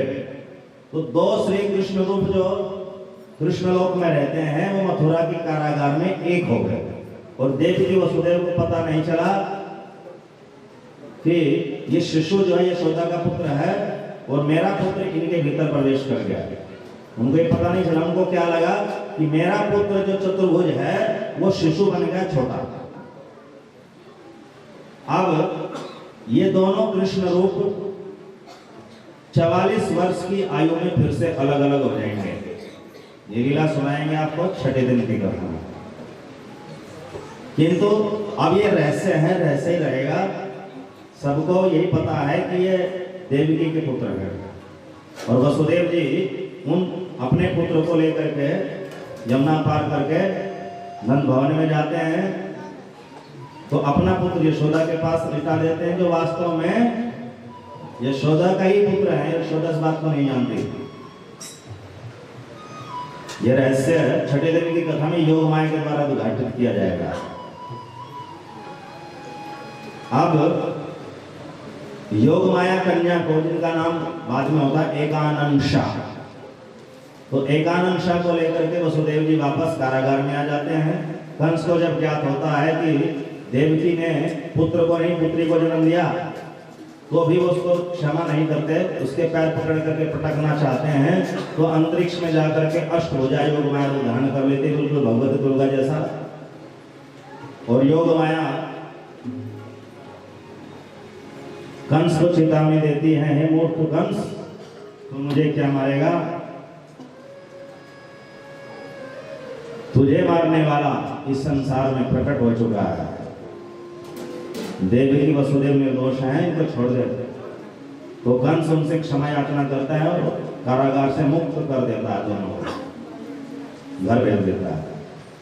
किंतु तथाकथित टीवी सीरियल्स में गलत दिखाया जाता है। कंस देवी के वसुदेव को मुक्त नहीं करता कारागार से, जबकि भागवत के अनुसार मुक्त कर देता है। हरे कृष्ण कृष्ण कृष्ण हरे हरे, हरे राम राम राम हरे हरे। तो जब श्री कृष्ण को बाद में बुलाते हैं 11 वर्ष की आयु में, उस समय फिर दोनों को बंदी बना लेता दोबारा। किंतु इस समय योग माया के हाथ से छूट जाने के उपरांत दोनों को मुक्त कर देता है। उधर नंद भवन में बाल कृष्ण जो 2 in 1 कृष्ण, देवकी नंदन भी और यशोदा नंदन भी,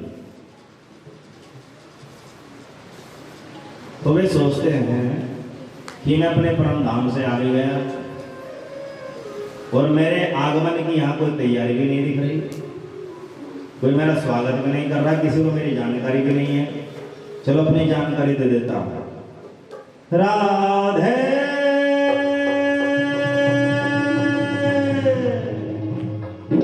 तो जो पहला शब्द उच्चारण करते हैं, किलकारी मारते हैं, राधा नाम उच्चारण करते हैं। अब उस किलकारी को सुनते यशोदा जी नंद बाबा सब जाग गए। धाय को बुलाया गया, धाय थोड़ी थोड़ी आई, प्रसूति गृह में जैसे कि वापस भौचक्की होकर के वापस आ गई। नंद बाबा ने कहा क्या हुआ? कुछ नहीं कुछ नहीं, सब सकुशल तो है ना प्रसूति गृह में? हाँ हाँ सकुशल है। फिर बोलते क्यों नहीं? तो तभी पूर्णमासी देवी आती हैं, जो वृद्धा ब्राह्मणी के रूप में रहती है, नारद जी की शिष्या है, संदीप्ति मुनि की माता है, मधुमंगल की दादी है। अरे नंद, ये धाय बेचारी क्या बताएगी? ये तो तुम्हारे लला को देख करके अचंभित हो गई। अचंभित इसलिए हुई क्योंकि ये अपना औजार लेकर के नाल छेदन करने के लिए गई थी। अब इसको बालक की नाल मिली ही नहीं। अब नाल मिलती कैसे? क्योंकि भगवान तो सच्चिदानंद रूप है, हनुमान का शरीर थोड़ा ही है कि नाल मिलेगी। नाल मिली ही नहीं, इसलिए अचंभित है। इसको लगा कि ये बालक तो जैसे कहीं ऊपर आकाश से आया हो, इसलिए अचंभित हो गई है। हे नंद, मैंने तुम्हें कहा था ना कि भले ही 50 वर्ष की आयु के बाद तुम्हें पुत्र प्राप्ति हो, किंतु तुम्हारा पुत्र बिल्कुल दिव्य होगा, संसार से बिल्कुल भी मेल नहीं खाएगा। तो वही तुम्हारा पुत्र है। हरे कृष्ण कृष्ण कृष्ण हरे हरे, हरे राम राम राम हरे हरे। और नंद बाबा ने पूरे ब्रज मंडल में ढिंढोरा पिटवा दिया और सब गोप गोपियां उपहार लेकर के, कोई मक्खन, कोई मिश्री, कोई फूल के गुलदस्ते ले करके नंद भवन की ओर चल रहे हैं। यशोदा मैया ने बाल कृष्ण को सुंदर सुंदर पीताम्बर धारण करा करके एक पालने में लिटाया है और पालने में सभी गोपी ग्वाल आकर के लाइनें लगा करके, कतार लगा करके दर्शन कर रहे हैं। दर्शन करके फिर जाकर के दूसरे गोप गोपियों को भी बता रहे हैं। और दूसरे गोप गोपी जो नहीं गए अब तक नंद भवन कन्हैया का दर्शन करने के लिए, उनको भी कहते हैं चलो देख आवे नंद घर लाला हुआ, चलो देख आवे नंद घर लाला हुआ, चलो देख आवे नंद घर लाला हुआ, चलो देख आवे नंद घर लाला हुआ। वो नंद बाबा के घर का उजाला हुआ, नंद बाबा के घर का उजाला हुआ, नंद बाबा के घर का उजाला हुआ, नंद बाबा के घर का उजाला हुआ। चलो देख आवे नंद घर लाला हुआ, चलो देख आवे नंद घर लाला हुआ, नंद बाबा के घर का उजाला हुआ, नंद बाबा के घर का उजाला हुआ।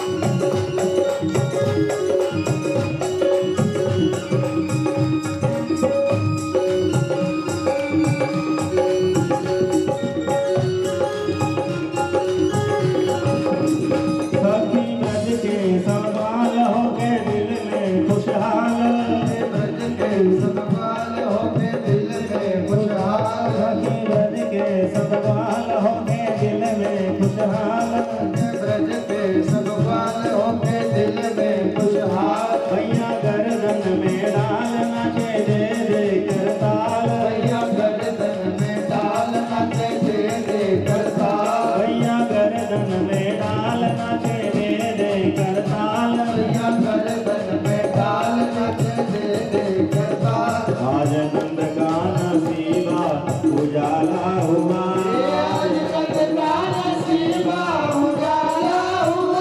नंद बाबा के घर का उजाला हुआ। चलो देख हमें नंद घर नाला हुआ। नंद बाबा के घर का उजाला हुआ।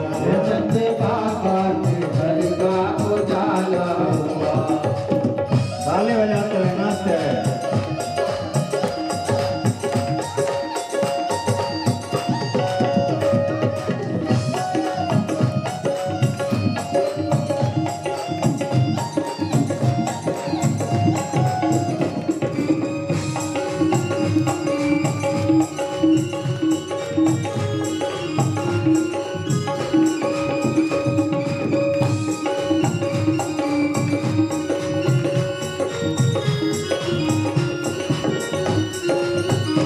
सभी हिल मिल के ग्वाल करे जय जय गोपाल। सभी हिल मिल के ग्वाल करे जय जय गोपाल। सभी हिल मिल के ग्वाल करे जय जय गोपाल। बाजे शंख घड़ियाल जन्म लियो नंदलाल। बाजे शंख घड़ियाल झूले अंगना में, झूले अंगना में पलना जहाँ डाला हुआ। नंद बाबा के घर का उजाला हुआ। चलो देख हमें नंद घर डाला हुआ। नंद बाबा के घर का उजाला हुआ।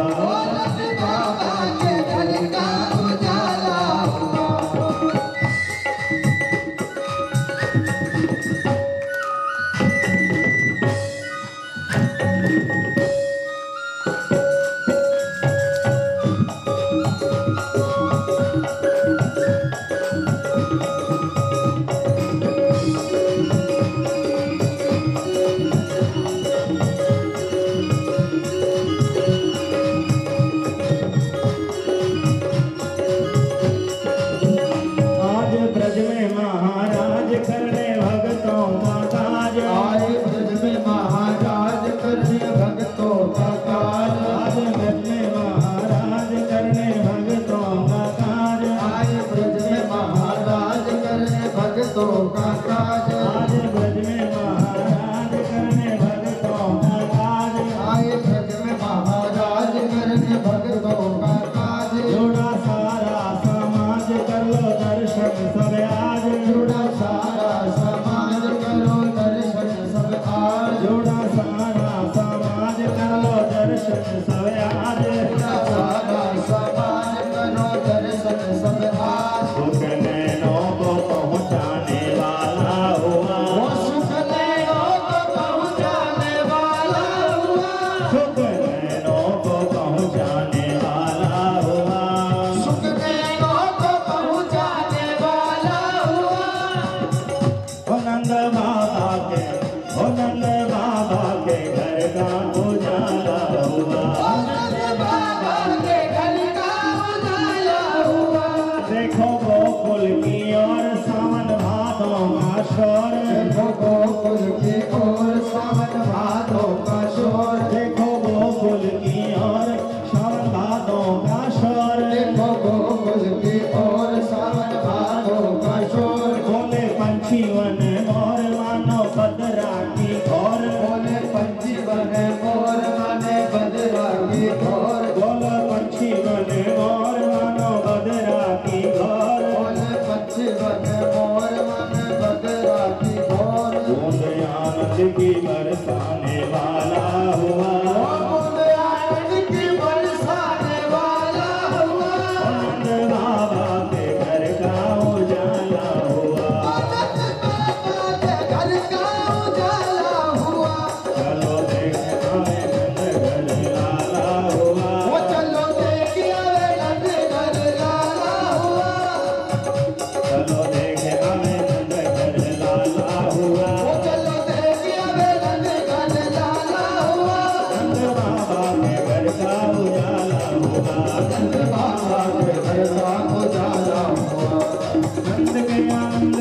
जय कन्हैया लाल की आनंद भयो जय कन्हैया लाल की आनंद के आनंद भयो जय कन्हैया लाल की आनंद के आनंद भयो जय कन्हैया लाल की आनंद के आनंद भयो जय कन्हैया लाल की आनंद के आनंद भयो जय कन्हैया लाल की ओ जय कन्हैया लाल की जय हो गोपाल की जय कन्हैया लाल की जय हो गोपाल की। आप सभी हैदराबाद वासियों को श्रीमद् भागवत कथामृत में आजन्मा परमेश्वर श्री कृष्ण के दिव्य जन्मोत्सव की हार्दिक बधाई हो। आज तो बधाई बाजे नंद भवन में, आज तो बधाई बाजे नंद भवन में, आज तो बधाई बाजे नंद भवन में, आज तो बधाई बाजे नंद भवन में, नंद भवन में, नंद भवन में, नंद भवन में, नंद भवन में, नंद भवन में, आज तो बधाई बाजे नंद भवन में, आज तो बधाई बाजे नंद भवन में। हाथी घोड़ा पाल की जय कन्हैया लाल की, हाथी घोड़ा पाल की जय कन्हैया लाल की, जय कन्हैया लाल की, हाथी घोड़ा पाल की जय कन्हैया लाल की, हाथी घोड़ा पाल की नंद के आनंद भयो जय कन्हैया लाल की, आनंद भयो जय कन्हैया लाल की, नंद के आनंद भयो जय कन्हैया लाल की, आनंद भयो जय कन्हैया लाल की। आज जन्नत लियो है गदाई, तो झूम झूम बाजो बजाई, आज जन्नत लियो है गदाई, तो झूम झूम बाजो बजाई, आज जन्नत लियो है गदाई, तो झूम झूम बाजो बजाई, आज जन्नत लियो है गदाई, तो झूम झूम बाजो बजाई, झूम झूम बाजो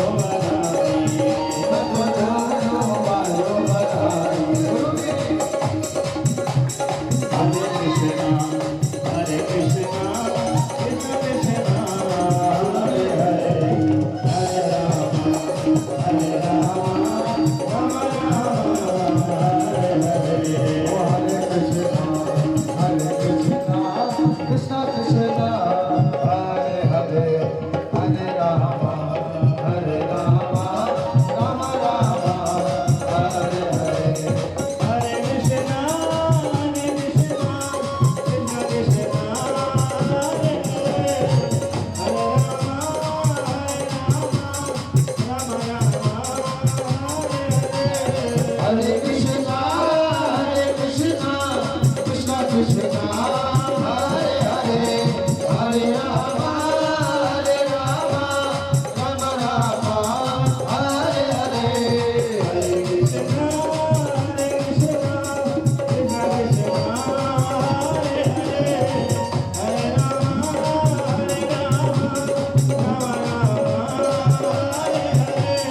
हरे कृष्णा कृष्ण कृष्ण हरे हरे, हरे राम राम हरे हरे, हरे कृष्णा कृष्ण कृष्ण राम हरे हरे, हरे राम हरे हरे, हरे कृष्णा कृष्ण कृष्ण हरे हरे, हरे राम राम हरे हरे। अजन्मा परमेश्वर श्री कृष्ण के दिव्य जन्मोत्सव की बधाई हो। और श्री कृष्ण दिव्य जन्मोत्सव के उपलक्ष्य में कई श्रद्धालु श्रोताओं ने भगवान के लिए गुलदस्ते भेंट किए हैं। तो इनमें से 5 सौभाग्यशाली भेंटकर्ताओं के नाम इस प्रकार है। पढ़ के बता रहे हैं समझा।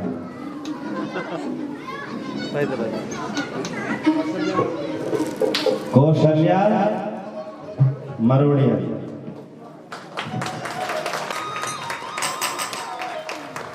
ये आपका पुरस्कार। प्रकाश एंड प्रभाजी राजेंद्र गुप्ता।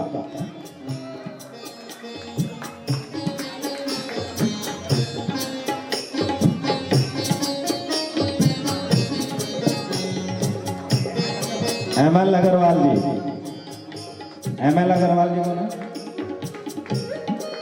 इधर है।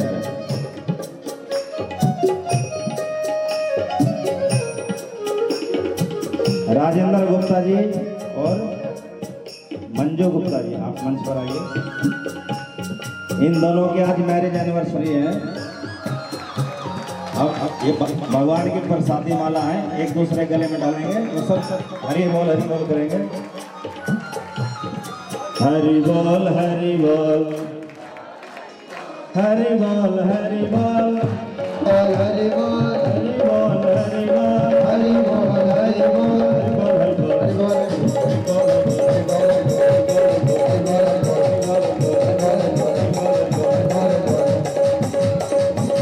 भगवान श्री श्री राधा दामोदर जी इस जोड़ी को उत्तम स्वास्थ्य और शुद्ध भक्ति प्रदान करें।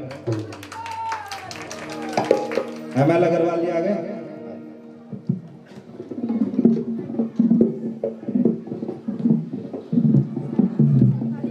पांचवा नंबर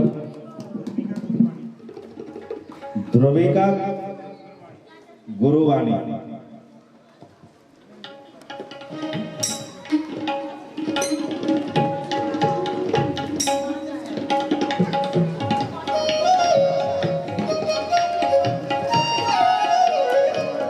सभी का बहुत बहुत धन्यवाद जिन्होंने भगवान को गुलदस्ते अर्पण किए। भगवान राधा दामोदर जी सभी गुलदस्ते वाली और गुलदस्ते वालों को अपनी कृपा प्रदान करें।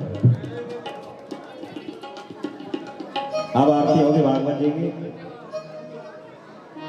श्री राधा दामोदर। आरती के लिए यजमान परिवार आ जाएं और जिन जिन्होंने भागवत जी को माल्यार्पण किया था वो भी कर्मशः आ जाएं।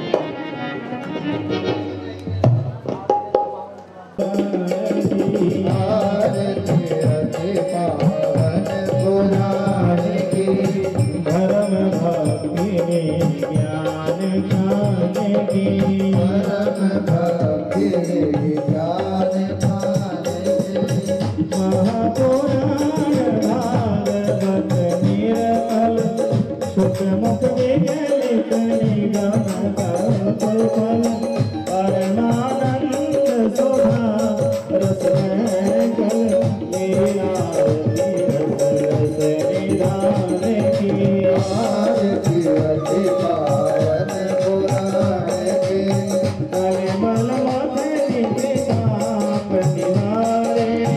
जन्म मृत्यु माया भव भयहारी सेवक सतत सकल सुखकारी सुमौषधि हरि चरित गाने की आरती हरि पावन बुलाने की विष विलास रे मोह विनाशी दिगल विराग काशी भगवत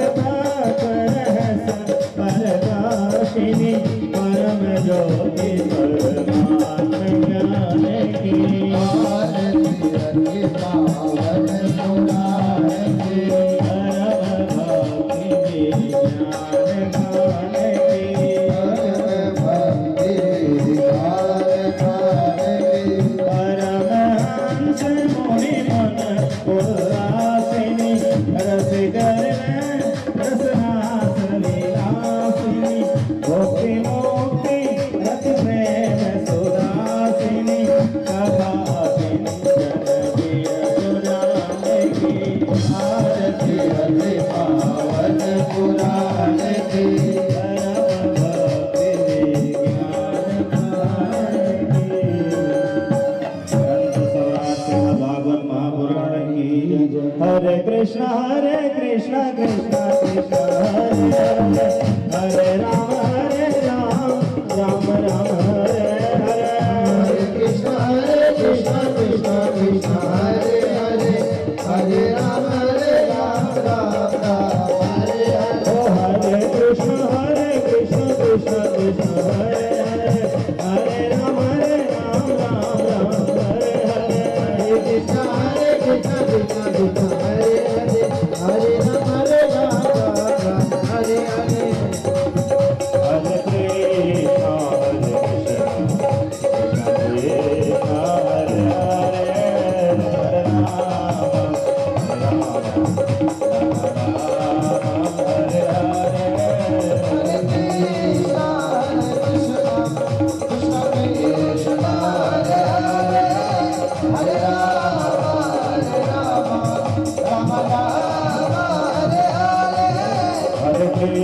कृष्णा हरे कृष्णा कृष्ण कृष्ण हरे हरे हरे राम राम हरे हरे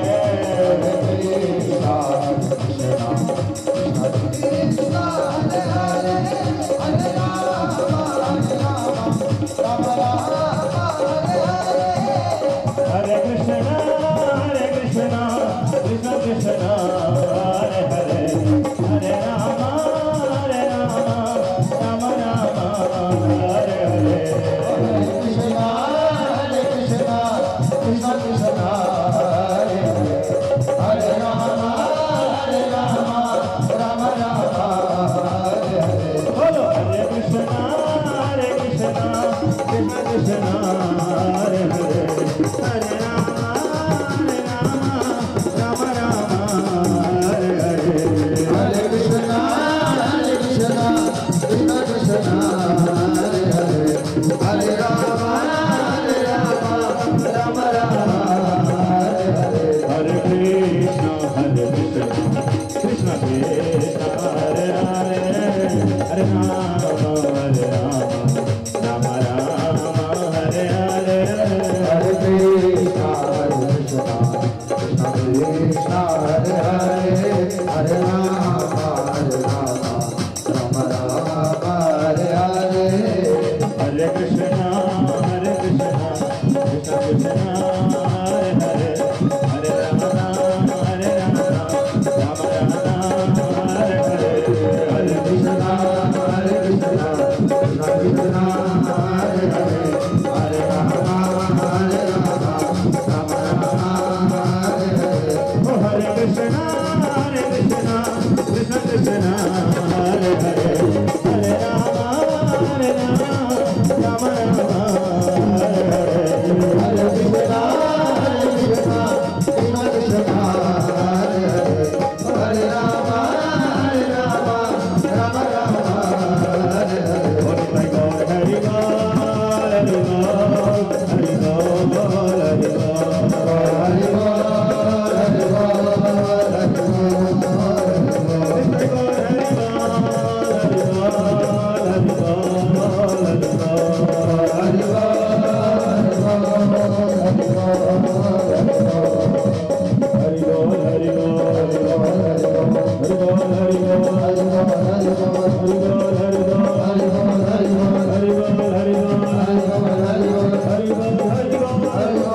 बोल हरि बोल हरि